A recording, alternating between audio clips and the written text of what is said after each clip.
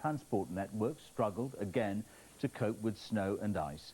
The Transport Secretary Philip Hammond has ordered an urgent review into why so many services ground to a halt. Tonight, Gatwick and Edinburgh airports remain closed at least until the morning. A third of all rail services were either delayed or cancelled, and tomorrow's Eurostar trains are affected.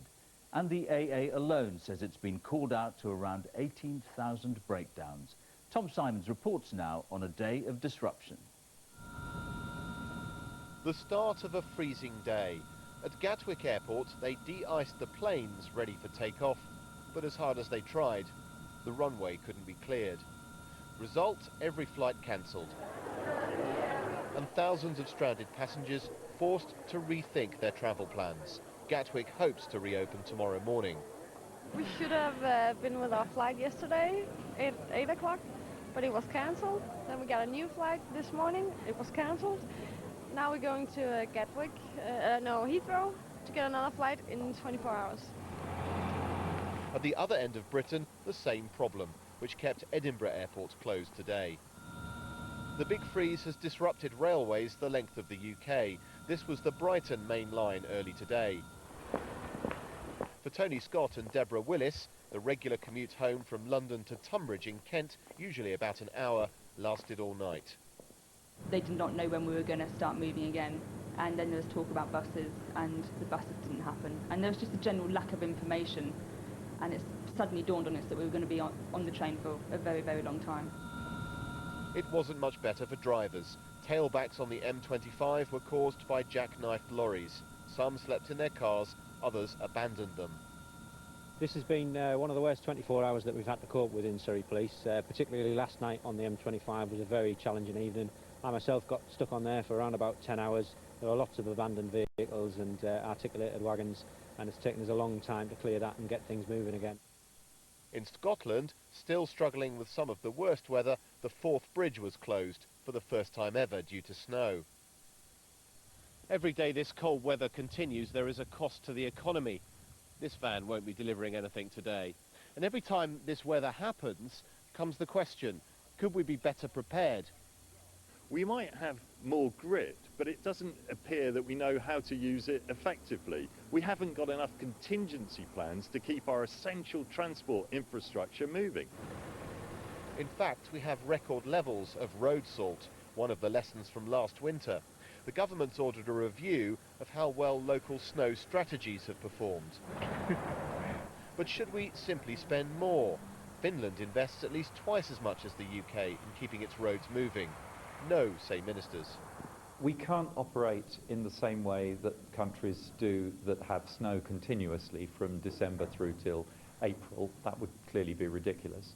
But we have to have a level of preparedness for the kind of winter conditions that we can reasonably expect and reasonably foresee. And so another big freeze means we'll have to grit our teeth and get through it, or dress up warm and head for the nearest slope. Tom Simons, BBC News, Surrey. Much of eastern England and Scotland experienced the worst of the weather today, with more snow and ice on the way. As well as all the travel disruption, more than 4,000 schools were shut and villages cut off. Police are advising people not to travel unless absolutely necessary, as Danny Savage reports. In West Yorkshire this afternoon, police searched a lake near Pontefract after a woman's body was found in the water. There are fears that this cold snap may have claimed its first life. The last 24 hours has seen the towns and cities of Yorkshire struggling to cope with the snow. In Leeds, it came down this morning, and there was gridlock as people tried to head home early. South Yorkshire woke up to the deepest covering, and many people stayed at home. In this street near Doncaster, this spaniel looked more like a poodle, and as for getting the street cleared, it was a do-it-yourself job.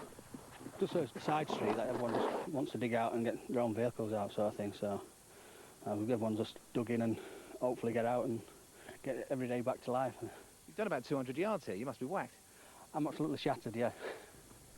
Across much of South Yorkshire, the buses stopped running, so it was a case of on your bike. One council leader defended the situation. It really is a city that's slowed down today. We're doing our best, but in these difficult circumstances, we're just prioritising to make sure major routes open and the most vulnerable are looked after. For this time of year, Scotland has seen the worst snowfall for more than 4 decades. Across the UK, 4,500 schools were closed. 1,500 were shut in Scotland, with 250,000 pupils missing lessons. Many schools will not now reopen until next Monday. I didn't think the snow was that bad compared to yesterday. I thought it would have been still open, but obviously it's causing concern with travel. Back in South Yorkshire, the ploughs were out, but there were still miles of queues on the main routes. You always hear that this sort of weather causes scores of accidents. Well, here's just one of them. This is the A1 in South Yorkshire. These two lorries hit each other in icy conditions last night, and there are similar scenes right up and down the A1 throughout the north. Another stranded driver had a lucky escape. Last night I was coming up the road and there's a HGV sliding down the hill towards me, so I had to dive in the lay-by to avoid it. And now you're stuck here? Yeah, unfortunately. And tonight the snow is still falling here, meaning even more disruption tomorrow. Danny Savage, BBC News, South Yorkshire. And our transport correspondent Richard Scott is at Gatwick Airport tonight. Richard, I see there's no let-up at Gatwick. Are we heading for another day of disruption around the country?